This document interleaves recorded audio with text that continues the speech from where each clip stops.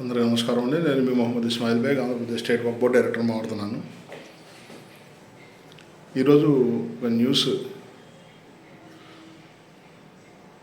చూస్తున్నప్పుడు లేదా వింటున్నప్పుడు కొన్ని సంఘటనలు మనం ఎటువంటి సమాజంలో బ్రతుకుతున్నాం అనేది మనసుకు బాధ కలిగేటట్టుగా ఉంటున్నాయి. అందులో నిన్న నేను విన్న ఒక సంఘటన, ఒక మహిళను హత్య చేసి కూర వండుకొని పోతున్నాడంట ఆడికు.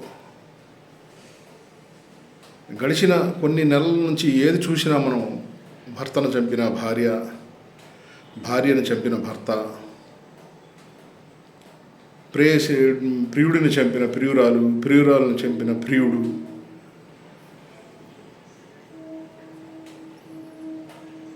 కారణాలు అనేకం కావచ్చు. టీచర్ని చంపిన విద్యార్థులు.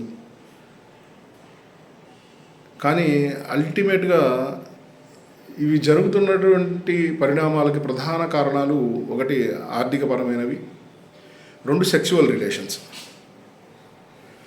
ఇందులో ఆర్థికపరమైనవి ఊరకనే వచ్చే సొమ్ముకు ఆశపడే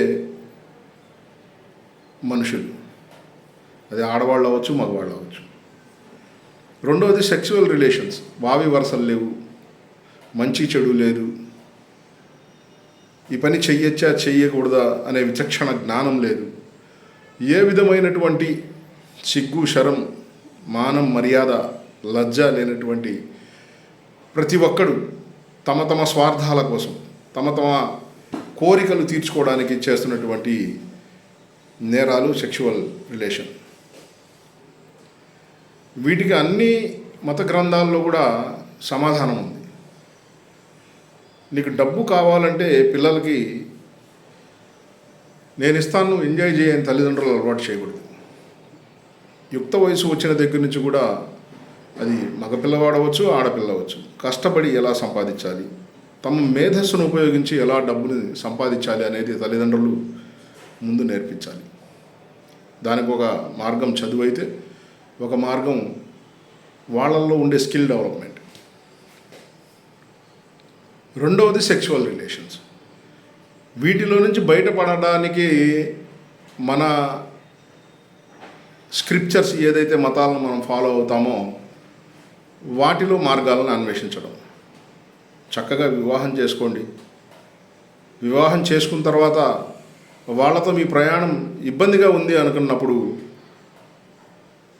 ప్రభుత్వాలు ఎవరైతే పరిపాలిస్తున్నారో, ఎవరైతే రాజ్యాంగాన్ని రచించారో వాళ్ళందరూ కూడా చట్టాలని రూపొందించి వెళ్ళారు. ఆ చట్టాలను అమలు చేస్తామను, ఆ చట్టాలతోనే మనం బతుకుతామని మనం అందరం కూడా మన దేశాల్లో బ్రతుకుతూ ఉంటాం. మీకు నచ్చనప్పుడు ఆ పార్ట్నర్తో పెద్ద మనుషుల ముందు మాట్లాడుకోండి.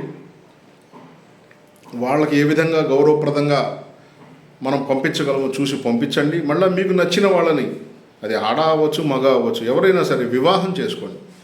అక్రమ సంబంధాల జోలికి పోయి పాపాన్ని మూటగట్టుకోవడం,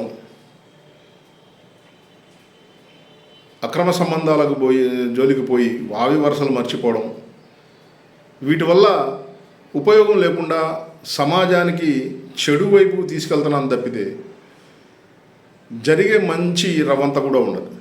కాబట్టి ఈ సందర్భంగా, ఈ వీడియో సందర్భంగా నేను నా బాధను తెలియజేసేది ఏంటంటే,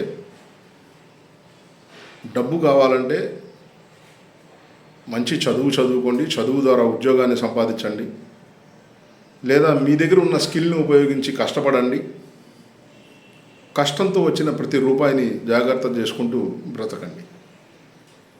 మీకు సెక్చువల్ రిలేషన్ కావాలి అంటే మీ తల్లిదండ్రులకు చెప్పండి, నాకు వివాహ వయసు వచ్చింది, వివాహం చేయండి అని.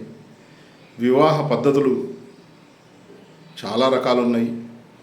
అందులో మనం ఎంత మటుకి బేరు చేయగలం అనేది చూసుకొని వివాహ పద్ధతిలో ఒకటై అన్యోన్యంగా బ్రతకండి. లేదు మనస్పర్ధలు వచ్చినాయి, కలిసి బ్రతకడం కష్టం అంటే గౌరవప్రదంగా ఎవరి దారి వాళ్ళు చూసుకుంటూ భవిష్యత్తు మంచిగా ప్లాన్ చేసుకోండి. ఇందులో తప్పు లేదు. అంతే తప్పితే ఇటువంటివి చట్టవిరుద్ధమైన కార్యక్రమాలు, జుగుప్సాకరమైన కార్యక్రమాల్లో ప్రజలు పాల్గొనొద్దని ప్రతి ఒక్కరికి తెలియజేస్తూ, నా భారతదేశం సుభిక్షంగా ఉండాలి, ప్రతి ఒక్కరూ కూడా గౌరవప్రదంగా తమ జీవితాన్ని బ్రతికే విధంగా మన దేశ చట్టాలు మనకు సహకరించాలని తెలియజేస్తూ సెలవు తీసుకుంటున్నాను. జై హింద్.